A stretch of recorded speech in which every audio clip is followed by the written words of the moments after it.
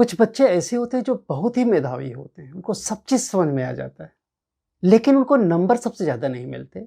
जो अचीवर हैं, super achiever हैं, वो क्या करते हैं? उनके नंबर अधिक क्यों होते हैं? उनको जीवन में सफलता क्यों मिलती है? तो जो अचीवर्स होते हैं, वो जो फंडामेंटल कॉन्सेप्ट्स होते हैं, जो गहरे भाव होते हैं, उनको समझने की कोशिश करते हैं और ध्यान करते हैं कि ऐसा क्यों हुआ, कैसे हुआ। टॉपर्स हमेशा जो भी पढ़ते हैं उनकी समरी बनाते हैं। जो टॉपर्स होते हैं वो रिसोर्सेज का और अपने साथ के ग्रुप का मैक्सिमम प्रयोग करते हैं। टॉपर्स एग्जामिनेशन को सिमुलेट करते हैं, एग्जामिनेशन को मान के चलते हैं कि अब हमारा एग्जामिनेशन आज हो रहा है और उसी तरह से प्रैक्टिस करते हैं। जब हम लिखने बैठें तो हमको वेग नहीं लिखना है, गोल गोल नहीं घुमाना है, हमको टू द पॉइंट लिखना है। सफलता एक झटके में नहीं आती, सफलता के लिए बहुत मेहनत करनी पड़ती है। फैक्ट्स बहुत इंपॉर्टेंट है, लेकिन जो कारण इस लड़ाई के लिए बने और जो इस लड़ाई से परिणाम आया और जो लॉन्ग टर्म इसका प्रभाव रहा, उसको एनालाइज करना फैक्ट से आगे होता है। और टॉपर वहाँ जाते हैं सिर्फ फैक्ट्स को, फिगर्स को, घटनाओं को याद कर रुक नहीं जाते। अब यहाँ बहुत सुंदर हैंडराइटिंग से मतलब नहीं, कैलीग्राफी से मतलब नहीं है। ऐसा लिखें जो पढ़ा जा सके। तो सोना भी उतना ही जरूरी है आपकी मेमोरी को कंसोलिडेट करने के लिए।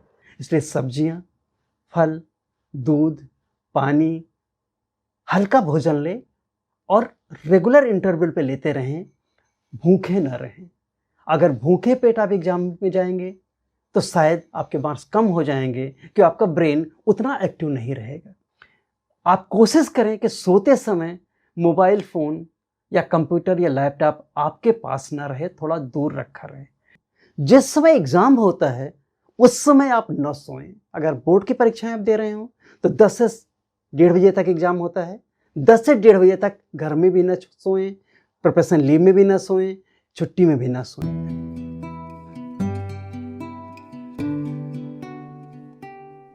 कुछ बच्चे ऐसे होते हैं जो बहुत ही मेधावी होते हैं, उनको सब चीज़ समझ में आ जाता है, लेकिन उनको नंबर सबसे ज़्यादा नहीं मिलते। और बहुत लोग शायद पीछे छूट जाते हैं उन व्यक्तियों की अपेक्षा जो आईक्यू लेवल में थोड़े कम होते हैं, लेकिन अपनी मेहनत, अपनी स्ट्रेटेजी, अपनी प्लानिंग की वजह से वो काफ़ी आगे बढ़ जाते हैं। तो आज हम इस बात पर चर्चा करेंगे कि टॉपर्स जो अचीवर हैं, सुपर अचीवर हैं, वो क्या करते हैं, उनके नंबर अधिक क्यों होते हैं, उनको जीवन में सफलता क्यों मिलती है, चाहे वो पढ़ाई हो या किसी और भी क्षेत्र में। तो जो अचीवर्स होते हैं वो जो फंडामेंटल कॉन्सेप्ट्स होते हैं, जो गहरे भाव होते हैं, उनको समझने की कोशिश करते हैं और ध्यान करते हैं कि ऐसा क्यों हुआ, कैसे हुआ। टॉपर्स हमेशा जो भी पढ़ते हैं उनकी समरी बनाते हैं, क्योंकि किताबें बहुत बड़ी होती हैं, कॉन्सेप्ट्स बहुत ज़्यादा हैं, फैक्ट्स बहुत ज़्यादा हैं, लेकिन बहुत चीज़ें अगर थोड़े शब्दों में, शॉर्टकट्स में अगर लिख लिया जाए या कॉन्सेप्ट मैप बना के लिखा जाए तो वही सब्जेक्ट, वही भाव, वही विचार ज़्यादा अच्छे से असिमुलेट हो पाएंगे, हम अंदर से आत्मसात कर पाएंगे और ज़्यादा अच्छे से हम समझ पाएंगे, इसलिए लिख भी पाएंगे। आपने देखा होगा टॉपर्स के नोट, जो IAS PCS के टॉपर्स होते हैं, उनके नोट्स बहुत ही पॉपुलर हो जाते हैं। हर आदमी उनके नोट्स लेना चाहता है। ऐसा क्यों है? किताबें तो हैं, टीचर ने पढ़ाया हुआ है, आजकल इंटरनेट में बहुत सारे समरी नोट्स भी अवेलेबल हैं, लेकिन फिर भी टॉपर्स अपने नोट क्यों बनाते हैं? कहा जाता है जब आप कोई चीज़ पढ़ते हैं या सुनते हैं या लिखते हैं तो सबसे ज़्यादा जब लिखते हैं तब आपको याद होता है। दूसरा, जब आप लिखते हैं तो एक तरह से माइंड मैप आपके दिमाग में बनता जाता है, एक चित्र बनता है और आपको फेमिलियरिटी रहती है जो कुछ करने से। और प्लस नोट जब आप बनाते हैं, और नोट ऐसा बनाएं जो सारगर्भित हो, छोटा हो, बहुत बड़ा ना हो। जो टॉपर्स होते हैं वो रिसोर्सेज का और अपने साथ के ग्रुप का मैक्सिमम प्रयोग करते हैं। आपने देखा होगा, सुना होगा कि बहुत से टॉपर्स एक स्टडी ग्रुप के साथ काम करते हैं। किसी ने एक विषय पे नोट बना लिया, दूसरे ने दूसरे विषय पे बनाया, तीसरे ने कुछ और बनाया, किसी की कुछ अच्छाइयाँ हैं, दूसरी किसी की अच्छाइयाँ हैं। जब सब आपस में इकट्ठा होते हैं, एक्सचेंज करते हैं, आइडियाज़ का आदान प्रदान होता है, तो कहीं कुछ और ज़्यादा अच्छे से वो समझ पाते हैं। आप देखेंगे कि ज़्यादातर बच्चे क्वेश्चन तो करते हैं, इवन एवरेज बच्चे या जिनके कम नंबर मिलते हैं वो भी पढ़ते हैं, क्वेश्चन करते हैं। लेकिन डिफरेंस जो होता है वो टॉपर्स एग्जामिनेशन को सिमुलेट करते हैं, एग्जामिनेशन को मान के चलते हैं कि अब हमारा एग्जामिनेशन आज हो रहा है और उसी तरह से प्रैक्टिस करते हैं। तो 3 घंटे का अगर एग्जाम है तो 3 घंटे में वो पेपर खत्म करते हैं। जो 2 नंबर का क्वेश्चन है उसमें 2 नंबर का जितना लिखना चाहिए उतना लिखते हैं और बाद में उसे या तो खुद इवैल्यूएट करते हैं या किसी और के थ्रू, एक्सपर्ट के थ्रू, टीचर्स के थ्रू, जो लोग जानकार हैं उनको अपने क्वेश्चन पेपर जो उन्होंने सॉल्व किया उसको देते हैं और उनकी जो फीडबैक, जो उनको उसके साथ कमेंट्स मिलते हैं उस पर ध्यान रखते हैं और अपनी कमियां पहचान कर उनको स्ट्रेंथ में चेंज करते हैं। जो चीज़ पूछा गया है, जिस तरह का प्रश्न पूछा गया है, जिस भाव में पूछा गया है, जिस एंगल से पूछा गया है, उसको समझें और पॉइंट्स पहले सोच लें कि हमको पहले इसको लिखना है, फिर डिफिनीशन लिखना है, फिर इसकी व्याख्या करनी है, फिर इसके बारे में बताना है, फिर चित्र बनाना है और ये उपसंहार करके हम रिवाइज में 2 मिनट में, 3 मिनट में, 5 मिनट में, 10 मिनट में इसको ख़त्म करेंगे। हमको लगता है हम सही लिख रहे हैं, हमारे दिमाग में एक कॉन्सेप्ट होता है, हम एक तरह से तैयार रहते हैं और जल्दी में, हड़बड़ाहट में, एंग्जाइटी में हम भूल जाते हैं कि किस एंगल पे हमसे क्वेश्चन पूछा गया है या क्या क्वेश्चन पूछा गया है। वही क्वेश्चन अलग अलग तरह से पूछा जा सकता है, क्योंकि जब आप एग्जामिनेशन देते हैं या जो भी आपकी कॉपी जांच रहा है वो आपको बाकी लोगों से अलग कर रहा है। अगर सब ने वही फैक्ट लिख दिया जो किताबों में है तो सबको बराबर नंबर मिलेंगे, तो सिलेक्शन किसका होगा? लेकिन उस सब्जेक्ट को, उस विषय को, उस एंगल को किसने कितने अच्छे से समझा है और उसके बाद आंसर करने की कोशिश की है, ये बहुत ही महत्वपूर्ण होती हैं। और अगर आप स्कूल में देखें तो कुछ नंबर इस पे भी होते हैं कि आपने क्वेश्चन समझा है या नहीं।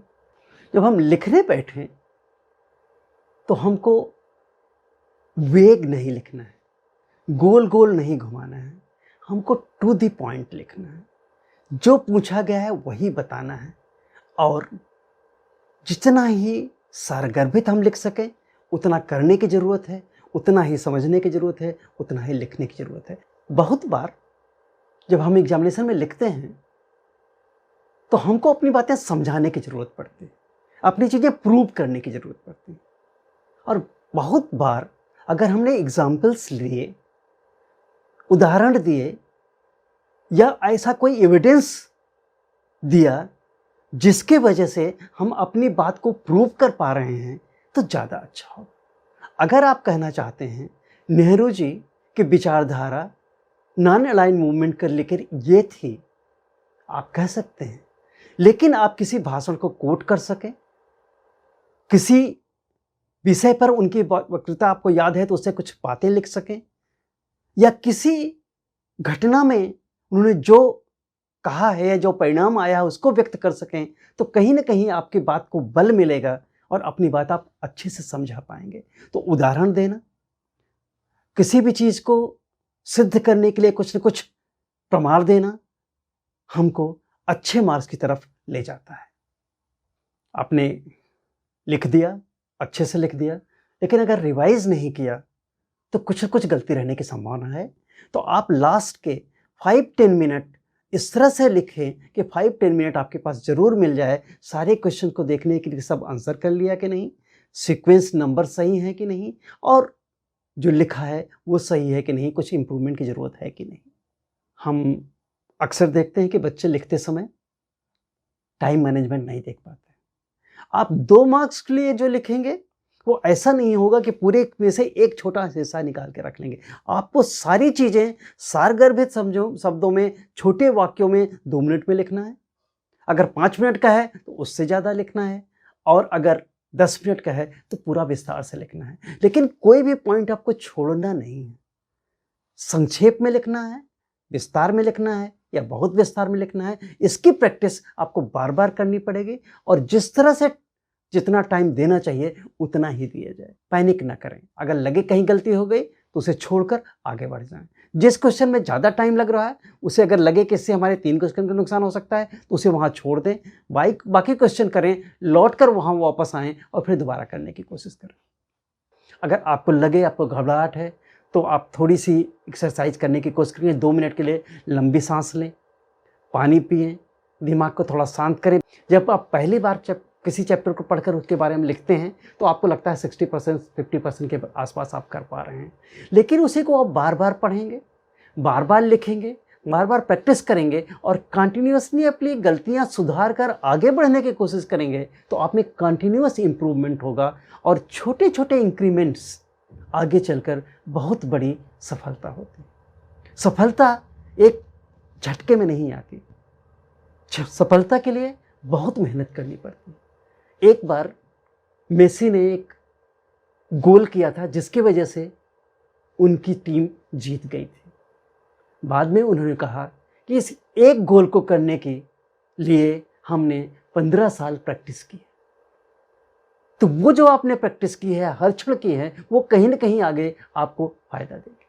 अब हम एक केस स्टडी करते हैं। केस स्टडी के द्वारा हम कुछ समझाने की कोशिश करेंगे कि उसी टॉपिक को किस तरह से एक आदमी पढ़ता है, दूसरा आदमी किस तरह से पढ़ने की कोशिश करता है और जिस उन लोगों को डिफ्रेंशिएट करता है। तो हम आज बात करेंगे third battle of Panipat, Panipat की तीसरी लड़ाई जो मराठों और अहमद शाह अब्दाली के बीच में हुई थी। अगर इस युद्ध का परिणाम कुछ और होता, मराठे जीत गए होते, तो भारत का इतिहास आज कुछ और होता। तो हम यहाँ डिस्कस करेंगे कि अगर ये पानीपत का तृतीय युद्ध एक एवरेज व्यक्ति तैयार कर रहा है और एक टॉपर तैयार कर रहा है। टॉपर जरूरी नहीं कि दिमाग में सबसे तेज हो, लेकिन जो चीजें हमने डिस्कस की वो टॉपर्स अच्छे से फॉलो कर चुका है। तो सबसे पहले सब्जेक्ट की, कॉन्सेप्ट की अंडरस्टैंडिंग से जुड़ा हुआ है। एवरेज परफॉर्मर जो होता है वो बेसिक अंडरस्टैंडिंग रखना चाहता है। कब लड़ाई हुई, किसके बीच में हुई, कौन कौन पार्टिसिपेंट्स थे, परिणाम क्या हुआ, कौन कौन लोगों ने भाग लिया, किसने सपोर्ट किया, किसने विरोध किया, वो फैक्ट्स जो किताबों में दिया जाता है, एक किताब में, कोर्स में, टेक्स्ट बुक में जो है उसे पढ़ लेता है। लेकिन जब टॉपर उसी चीज को पढ़ता है तो वो कुछ दूसरे तरह से पढ़ता है।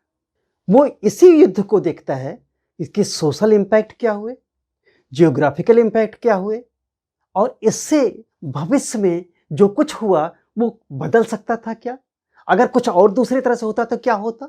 और फिर वो देखता है कि जो इस युद्ध हुआ उसकी बैकग्राउंड क्या था, इसी तरह के दूसरे युद्धों में क्या हुआ था, कौन सी टेक्निक यूज की गई, ये लड़ाई दूसरी लड़ाई से डिफरेंट क्यों थी। फैक्ट्स बहुत इंपॉर्टेंट है, लेकिन जो कारण इस लड़ाई के लिए बने और जो इस लड़ाई से परिणाम आया और जो लॉन्ग टर्म इसका प्रभाव रहा, उसको एनालाइज करना फैक्ट से आगे होता है। और टॉपर वहां जाते हैं सिर्फ फैक्ट्स को, फिगर्स को, घटनाओं को याद कर रुक नहीं जाते। अब हम एनालिसिस पर आते हैं। फैक्ट्स और अंडरस्टैंडिंग एक अलग चीज है, लेकिन उसकी व्याख्या करना, उसके एनालिसिस करना, उसके परिणामों में जाना एकदम अलग बात है। तो टॉपर्स उन परिणामों की इतनी गहन विवेचना करते हैं कि उनको हर तथ्य, हर एंगल अच्छे से समझ में आ जाता है और इस पे वो बहुत ज़्यादा ध्यान देते हैं। सतही तैयारी नहीं करते हैं, सतही चीज़ें करने की कोशिश नहीं करते हैं। एवरेज परफॉर्मर लिमिटेड स्टडी करते हैं। लेकिन आपने देखा होगा कि अब परीक्षा का पैटर्न बदल रहा है।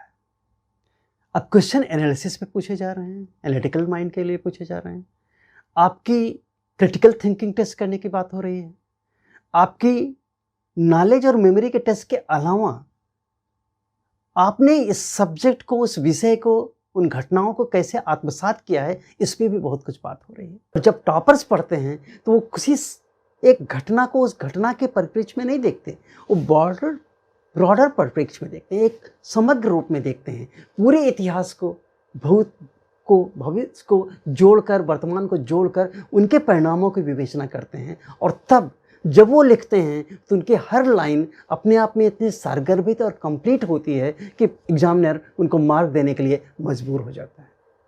टॉपर्स जो अच्छे अचीवर होते हैं, सुपर अचीवर होते हैं, वो बहुत सारे सोर्सेस से, बहुत सारे तरीकों से, जहाँ से भी उनको अच्छी बातें मिल सके उनको लेते हैं। उन्होंने एनसीईआरटी बुक पढ़ा अगर, तो उससे उन्होंने नोट बना लिया, वो एनसीईआरटी बुक से ज्ञान उन्होंने अर्जित कर लिया। उसके बाद वो दूसरी किताब पे जाते हैं, वहाँ देखते हैं कि क्या डिफरेंट है, क्या अलग है, क्या एक्स्ट्रा है, क्या दूसरा एंगल है। सिर्फ वो पोर्शन अपनी नोट में वो ऐड कर लेते हैं। किसी तीसरे क्वेश्चन पेपर को पढ़ रहे हैं या किताब को पढ़ रहे हैं, कहीं और से उनको कुछ आइडिया मिला, उसको उसमें ऐड करते जाते हैं। तो जो आपका नोट होता है, और हर किताब, हर विषय, हर समय अलग अलग ना हो के आपका एक नोट हो जिसमें आप ऐड करते चले जाएं। और कोशिश करें फाइल ले लें जिसमें लूज सीट आपने पिन करके रखा है, जिनको देखना आसान हो। कोई भी तरीका अपनाएं, वो अलग बात है, लेकिन जिसमें स्कोप हो कि कुछ और चीज़ें आप ऐड कर सकें। जो आपने एक बार पढ़ लिया उसको दोबारा लिखने समझने की ज़रूरत नहीं है, उससे आगे लाएं, बढ़ते चले जाएं। दोस्तों, अभी तक हम लोग बात कर रहे थे कि कैसे तैयारी करें, किस तरह से पढ़ें, लेकिन उससे भी ज़रूरी है कि हम किस तरह से लिखें और टॉपर्स कैसा डिफरेंट लिखते हैं। वही क्वेश्चन अगर किसी ने पूछा है, एक प्रश्न आपसे पूछा गया, मास एंड वेट में क्या अंतर है, आप इसको एक पेज का पैसेज लिख सकते हैं जिसमें आप सारी चीजें लिख सकते हैं, लेकिन टीचर को वहां बैठ के ढूंढना पड़ेगा कि आपने कहाँ क्या लिखा है। लेकिन अगर उसे टेबल बना दें, एक तरफ ऊपर आप लिखें मास, दूसरी तरफ वेट, पॉइंट 1, और एक एक को कंपेयर करते चले जाएं। एक पॉइंट यहाँ ये है, यहाँ दूसरा है, दूसरा पॉइंट इसमें यहाँ घटता है, इसमें बढ़ता है, तीसरे में ये कुछ अंतर है, चौथे। तो एक एक चीज़ का जब कंपेयर करेंगे पॉइंट वाइज में, टेबुलर फॉर्म में, तो आप उसी चीज़ को ज़्यादा अच्छे से समझा पाएंगे। लिखने की आपने कोशिश तो की, लेकिन हैंड राइटिंग पर ध्यान देना जरूरी है। अब यहाँ बहुत सुंदर हैंड राइटिंग से मतलब नहीं, कैलीग्राफी से मतलब नहीं है। ऐसा लिखें जो पढ़ा जा सके। बहुत बार हम ऐसा लिखते हैं कि हमको खुद भी पढ़ने में प्रॉब्लम होती है, और एग्जामिनेशन में या जब जल्दी में होते हैं तो और भी घसीट कर लिखना शुरू कर देते हैं, उससे प्रॉब्लम होती है। एक साधारण व्यक्ति अगर जितना समझाए उसकी 10 बार प्रैक्टिस करेगा तो आपकी क्षमता से कम होते हुए भी शायद आपके बराबर या आपसे भी आगे निकल जाए अगर आप उसे छोड़ देते हैं। तो हम समझें, देखें, लेकिन एक कंटिन्यूटी बना के रखें, टाइम का सही उपयोग करें, और इस तरह से पढ़ें कि ऐसा न लगे कि लास्ट मोमेंट पे एंग्जाइटी होने लगे, हमने अरे ये तो पढ़ा नहीं था, लास्ट में पढ़ेंगे। हमको तो सब आता है, हम उस समय तैयार कर लेंगे। जब 10 दिन में पढ़ सकते हैं तो 10-20 दिन क्यों पढ़ें। ऐसा करने से कहीं ना कहीं लास्ट में प्रॉब्लम होती है। तो आप एक गोल बनाकर चलें। आपके सामने एक लक्ष्य है, लक्ष्य में 2 साल लगना है, 1 साल लगना है, 6 महीने लगना है। आप सब्जेक्ट को, टॉपिक्स को, मार्क्स को डिवाइड करें। इस चैप्टर पे हमको 3 दिन देना है, इस विषय पर हमको 15 दिन देना है, इस एंगल को 7 दिन देना है, इतने दिन नोट बनाना है। ये पूरी स्ट्रेटजी आप बनाएं और इसको फॉलो करें। तो सोना भी उतना ही ज़रूरी है आपकी मेमोरी को कंसोलिडेट करने के लिए।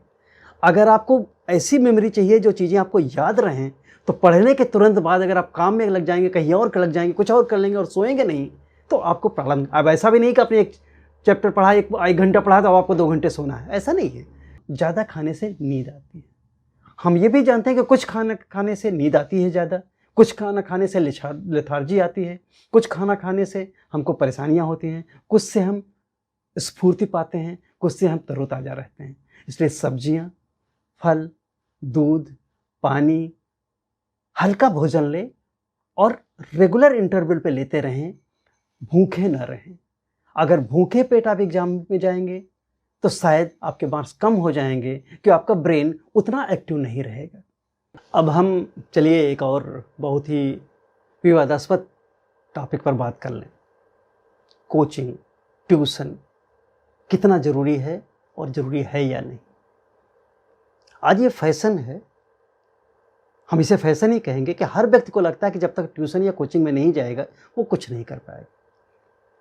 अभी हम 10th और 12th के कुछ बच्चों से बात कर रहे थे, उनके पेरेंट्स से बात कर रहे थे। आपको आश्चर्य होगा कि बच्चे का रूटीन देखकर, बच्चा सुबह 5 बजे उठता है, 6 बजे स्कूल के लिए जाता है, 7 बजे पहुंचता है, 2 बजे वापस निकलता है, 3 बजे तक पहुंचता है, जल्दी जल्दी खाना खाता है और 4 बजे वो ट्यूशन पे चला जाता है। 4 से 7 ट्यूशन पढ़ता है। उसके बाद वो लौट कर आता है, कुछ थका हुआ होता है, खेलने की कोशिश करता है, खेल नहीं पाता और फिर होमवर्क करता है। होमवर्क स्कूल का भी है, ट्यूशन का भी है, माँ बाप के भी इंतजार में है कि तुमने पढ़ा कि नहीं, और उसका सोते सोते उसको 10-11 बज जाते हैं। वो अपनी पढ़ाई कब करता है? सिर्फ पढ़ाने से कोई चीज़ नहीं आ सकती। जिस तरह से हमने कहा कि अगर आप पढ़ेंगे तो आपको सोना जरूरी है, कि जिस तरह से आपका दिमाग आत्मसात कर सके, कंसोलिडेट कर सके, उसी तरह से जो कुछ भी आपने पढ़ा है उसको आपको रिवाइज करना जरूरी है, रिपीट करना जरूरी है। अपने तरह से, अपने पेस में, अपनी तैयारी से, अपने तरीके से तैयारी करनी है, पढ़नी है। तो दो चीज़ें हैं, एक तो आपको वो नॉलेज मिले, दूसरा उस नॉलेज को आप रिटेन कर सकें और आगे बढ़ पाए। तो ट्यूशन या कोचिंग जो स्कूल में हो रहा है या आपने कहीं और पढ़ा है, उसी का पैरेलल रिपीटिशन नहीं होना चाहिए। मेरे हिसाब से जो हम एजुकेशनिस्ट आपस में बात करते हैं, जो समझते हैं कि आप स्कूल में जहाँ भी आप पढ़ रहे हो, जो भी तैयारी कर रहे हैं, अपने से पहले अच्छे से पढ़ लें, फिर देखें कि कौन सा पोर्शन, क्या चीज़ आपको समझ में नहीं आया है, उसके बारे में किसी जानकार से डिस्कस करें। वो ट्यूशन टीचर हो सकता है, वो कोचिंग हो सकती है। अगर आप किसी कोचिंग या ट्यूशन टीचर में जाते हैं जहाँ 20 लोग हैं, 25 लोग हैं, तो वहाँ वो चीज़ भी रिपीट होगी जो आप समझ चुके हैं, क्योंकि उनको सबको लेके चलना है। अगर आपने किसी चीज़ का डेरिवेशन समझ लिया है और एप्लीकेशन नहीं समझ में आ रहा है आपको, तो आप सिर्फ एप्लीकेशन पे बात करें। हो सकता है किसी कोचिंग में किसी बच्चे को डेरिवेशन भी नहीं आता हो, किसी को डिफिनीशन भी नहीं आता हो, तो कोचिंग टीचर तो सारी चीज़ें पढ़ाएगा, ट्यूशन टीचर सारी पढ़ाएंगे। तो ट्यूशन में आपसे और पेरेंट्स से गुजारिश करना चाहूँगा कि ब्लाइंड ट्यूशन की ज़रूरत नहीं है। ये कोशिश करें कि बच्चा ज़्यादा से ज़्यादा सिर्फ पढ़े नहीं, लिखे, समझे और सेल्फ स्टडी करें। सेल्फ स्टडी कम से कम 60% होना चाहिए जो वो बाहर से पढ़ता है। बार बार पढ़ाने से नंबर नहीं बढ़ेंगे।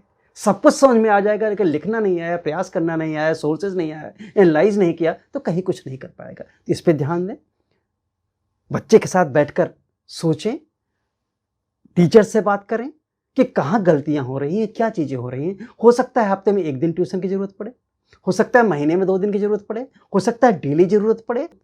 तो हम समझें बच्चे को कितना समझ में आया, और जहाँ वो गैप है वो किसी दूसरे सोर्सेज से हम कर सकें, तो वो परिणाम कहीं ज़्यादा अच्छा होगा। उसकी वजह से वो लाइफ में कुछ आगे बढ़ पाएगा। आपने सुना होगा कि आपके माताजी, पिताजी, ज़्यादातर दादा दादी कहते हैं और बताते हैं कि हम ब्राह्म मुहूर्त में पढ़ना चाहिए, सुबह उठकर पढ़ना चाहिए, उस समय फ्रेश माइंड होता है, बहुत अच्छे से पढ़ सकते हैं।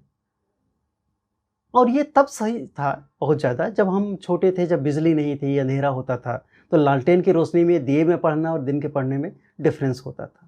आज रात दिन का डिफरेंस तो शायद ख़त्म हो गया। आप अपने घर में कमरा बंद कर पढ़ते हैं तो दिन में भी उतनी ही लाइट रहती है जितनी रात होती है, तो दिन रात का कॉन्सेप्ट तो ख़त्म हो गया है। लेकिन फिर भी एक बायोलॉजिकल क्लॉक होती है जो बहुत दिनों से ट्यून होती है। तो आप प्लान करें, रात में पढ़ें या दिन में पढ़ें, जो भी पढ़ें एक कंसिस्टेंसी बना के रखें। किसी 2 दिन आप लगातार रात भर पढ़ रहे हैं, फिर 4 दिन सो रहे हैं, फिर उसके बाद किसी दिन दिन में पढ़ रहे हैं, ऐसा नहीं हो। आप एक फिक्स रूटीन बनाएं। हम सुबह उठेंगे, 9 बजे अगर उठते हैं तो 9 से 12 पढ़ेंगे, 1 घंटे 2 घंटे हम गैप लेंगे, फिर 2 घंटे पढ़ेंगे, 3 घंटे पढ़ेंगे। जो रात में पढ़ना जिसको अच्छा लगता है, ठीक है, सारा काम करके, खेल के, करके, सो के हम शाम को 7 बजे पढ़ना शुरू करेंगे, 2 बजे तक पढ़ेंगे, बीच में हम थोड़ा गैप लेंगे, थोड़ा आराम करेंगे। तो एक कंटिन्यूटी जरूरी इसलिए है कि आपकी बॉडी एक क्लॉक में सिस्टमेटाइज हो जाए। अदरवाइज कम आपको नींद लगी रहेगी, आपको पता ही नहीं है, और हर समय आप थके थके से रहेंगे, और कर नहीं पाएंगे। जब आप एक पैटर्न बनाएंगे तो बॉडी वो आपकी पैटर्न, आपका शरीर वो पैटर्न समझ लेगा और उस समय आपको उठा देगा। दूसरी, दिन या रात ज़्यादा अंतर नहीं पड़ता। आप दिन में पढ़ें या रात पढ़ें, अपना पैटर्न देखें किसमें आप ज़्यादा कंफर्टेबल हैं। लेकिन एक चीज़ का ध्यान जरूर रखें, जिस समय एग्ज़ाम होता है उस समय आप न सोएं। अगर बोर्ड की परीक्षाएं आप दे रहे हो तो 10 से 1:30 बजे तक एग्ज़ाम होता है। 10 से 1:30 बजे तक घर में भी न सोएं, प्रोफेशनल लीव में भी न सोएं, छुट्टी में भी न सोएं। उस समय ज़रूर पढ़ें, और वो भी टेबल चेयर पर बैठकर लिखते हुए पढ़ने की कोशिश करें। कम से कम उस पीरियड में ज़्यादा से ज़्यादा लिखने की कोशिश करें। अब आप 10 बजे से 1:30 बजे तक आराम से चेयर टेबल पर बैठने की जगह आप बेड पे लेट गए और आराम से देख रहे हैं, बीच बीच में ऊँघ रहे हैं, बीच में देख रहे हैं, तो ये पैटर्न कहीं आपको एग्जाम में भी नुकसान करेगा। तो फिक्स पैटर्न हो, वेरिएशन बहुत ज़्यादा ना हो, बॉडी को उससे एडजस्ट होने का टाइम दें, और जिस समय एग्जामिनेशन की पॉसिबिलिटी है उस समय बिल्कुल ना सोएं, और शायद इन सब से आप आगे निकल जाएंगे। आज सोशल मीडिया है, टीवी है, फ्रेंड्स हैं, टेलीफोन है, अट्रैक्शन बहुत सारे हैं। अगर कोई घटना हुई है या अच्छी फिल्म आई है या हमारा दोस्त बात करना चाहता है या किसी चीज़ पे हम अपने कमेंट दोस्तों के बीच में करना चाहते हैं, एक कवि सम्मेलन हो रहा है उसको सुनना चाहते हैं, एक बहुत अच्छी मूवी आई है उसको देखना चाहते हैं, ये सब जरूरी है। लेकिन ये भी तय है कि बिना पढ़े, बिना प्रैक्टिस किए आपका कुछ नहीं होगा। तो अब आपको डिसाइड करना है कि टॉपर्स की तरह लिखने के लिए आप कितने समय में अपने को तैयार कर पाते हैं। अगर इसको आप सही ढंग से एनालाइज करेंगे, किसी बड़े के साथ बात करेंगे, बीच बीच में इवेल्युएट करते रहेंगे, टेस्ट और एग्जामिनेशन दे के उसका रिजल्ट लेते रहेंगे, तो आप कुछ अच्छा परिणाम पाएंगे। जरूरी नहीं कि आप टीवी देखना एकदम बंद कर दें, जरूरी नहीं कि आप फ़ोन बिल्कुल बंद कर दें। अगर कर सकें तो ज़्यादा अच्छा है, क्योंकि कुछ दिन की तपस्या है। लेकिन अगर नहीं भी करना चाहते हैं, उसकी भी अपनी अच्छाइयाँ हैं, लेकिन लिमिटेशन, कंट्रोल बहुत ज़रूरी है। आप कोशिश करें कि सोते समय मोबाइल फ़ोन या कंप्यूटर या लैपटॉप आपके पास ना रहे, थोड़ा दूर रखा रहे, कि जब आपके रात में नींद खुले तो कहीं आधा घंटा 1 घंटा आप उसमें ना चले जाएं। दूसरा, अगर आप मोबाइल या सोशल मीडिया का यूज भी कर रहे हैं तो कोशिश करें कि अपने सब्जेक्ट से रिलेटेड चीज़ें पढ़ें। आपने अगर किसी फैक्ट्स को देखा है, पढ़ा है, किताबों से किया है, आप एक अच्छा वीडियो ऑथेंटिक सोर्स पे किसी अच्छी यूनिवर्सिटी में जाके, किसी एस्टेब्लिश्ड वेबसाइट पर जाके वहाँ से पढ़ने की कोशिश करें। कोशिश करें कि ऑथेंटिक बुक्स पढ़ें, नोट्स और गाइड के चक्कर में ना पढ़ें। जब आपने सारगर्भित बुक्स पढ़ी हैं, उसके बारे में डिस्कस किया है, एनालाइज किया है, क्रिटिकल थिंकिंग उपयोग करते हुए उसे समझा है, तो कहीं ना कहीं आप टॉपर होंगे, अपनी बात अच्छे से रख पाएंगे और लाइफ में सफल होंगे। आप सबके लिए हमारी शुभकामनाएं हैं। हम चाहते हैं कि आप भविष्य में आगे बढ़ें और ऐसा कुछ करें कि आपको, आपके परिवार को, आपके टीचर्स को, आपके आसपास के लोगों को आप पर गर्व हो। प्रिजडेल टॉक्स कोशिश कर रहा है कि हर तरह से, हर क्षेत्र के हर विषय पर कुछ ऐसी वक्तृताएं लाई जाएं जो ऑथेंटिक लोगों के द्वारा हों, जिन्होंने लाइफ देखी है, जिन्होंने उसको जिया है, जिन्होंने बहुत दिनों तक उस पर काम किया है, और वो अपने एक्सपीरियंस, अपने अनुभव, अपनी बातें आपसे शेयर कर सकें। हमारे डिस्क्रिप्शंस में और भी डिटेल हैं, आप उस पर जाएँ, कमेंट करें और हमको बताएं आपको और क्या जानना है, क्या देखना चाहता है, और किस तरह से हम प्रिजडेल टॉक्स के माध्यम से आपसे जुड़ सकें।